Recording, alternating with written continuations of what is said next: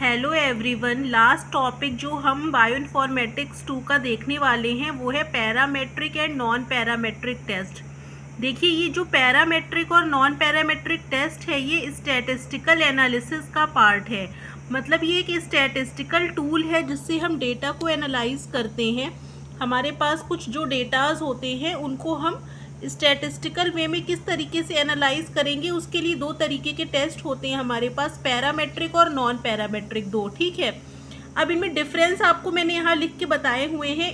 Total 8 difference हैं दोनों में, तो मैंने तो यहाँ इस तरीके से कंपेयर करके बता दिया है। लेकिन आप लोग एग्जाम में क्या लिखेंगे, पहली हेडिंग डालेंगे पैरामेट्रिक टेस्ट, उसके बारे में आप 8 पॉइंट ऐसे से लिखेंगे, फिर नॉन पैरामेट्रिक टेस्ट डालेंगे, फिर लिखेंगे।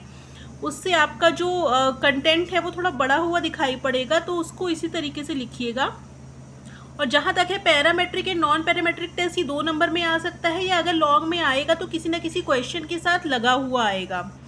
ठीक है, तो देखिए पैरामेट्रिक टेस्ट क्या होते हैं और नॉन पैरामेट्रिक टेस्ट क्या होते हैं, कहाँ अप्लाई होते हैं।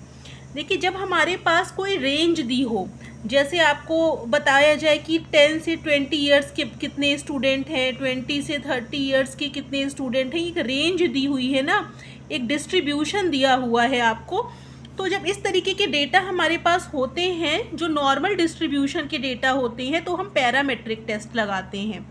नॉन पैरामेट्रिक टेस्ट हम कब लगाते हैं, जब हमारे पास ऑर्डिनल या नॉमिनल डेटा होते हैं। ऑर्डिनल या नॉमिनल डेटा क्या होते हैं, जैसे ऑर्डिनल मतलब जो ऑर्डर में होते हैं, जैसे 1 2 3 4 5, या कह सकते हैं 20 30 40 60 80, इस तरीके से ऑर्डर में होते हैं। या नॉमिनल का मतलब जो ऑर्डर में ना हो, ऐसे ही रैंडमली डिस्ट्रीब्यूटेड हो, तो उस तरीके के डेटा के लिए हम नॉन पैरामेट्रिक टेस्ट यूज़ करते हैं। ठीक है, तो ये नॉर्मल डिस्ट्रीब्यूशन ऑफ डेटा के लिए होता है या डिपेंड करता है उस पर, ये ऑर्डिनल और नॉमिनल डेटा के लिए होता है, ये आपको याद करना है। ये ज़्यादा एक्यूरेट बताता है, ये लेस एक्यूरेट होता है। ठीक है, इसके अलावा ये लार्ज डेटा, जब हमारे पास बहुत लार्ज डेटा सेट होगा तो हम पैरामेट्रिक टेस्ट लगाएंगे, और जब थोड़े बहुत डेटा होंगे, हमारे पास डेटा का नंबर कम होगा, 20 to 30 ही डेटाज होंगे हमारे पास, तो हम नॉन पैरामेट्रिक टेस्ट लगाएंगे। ठीक है, तो small amount of data set के लिए ये वाले सुटेबल है। ये मोर पावरफुल होते हैं, ये लेस पावरफुल होते हैं। देखिए, सब कुछ इसमें मोर है, मोर एक्यूरेट, मोर पावरफुल, ये सब लेस है।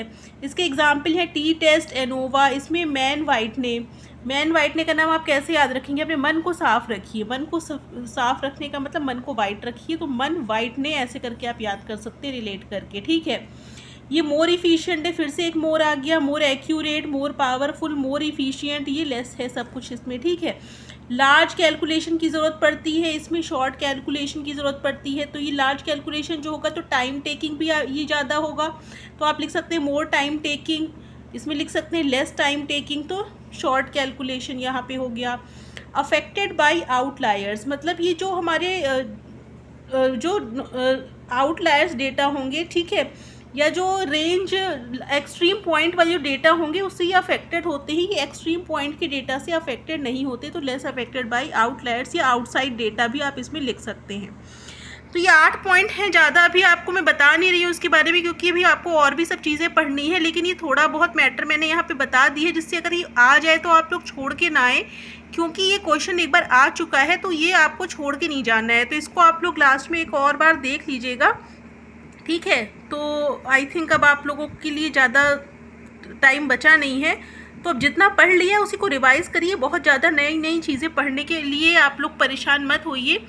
कंप्यूटर सिमुलेशन है, सिमुलेशन से रिलेटेड कोई भी क्वेश्चन आएगा तो कंप्यूटर सिमुलेशन का मैंने जो वीडियो बनाया वही आप लिख करके आएंगे। ठीक है, तो चलिए, ऑल द बेस्ट कल के पेपर के लिए आपको। Thank you.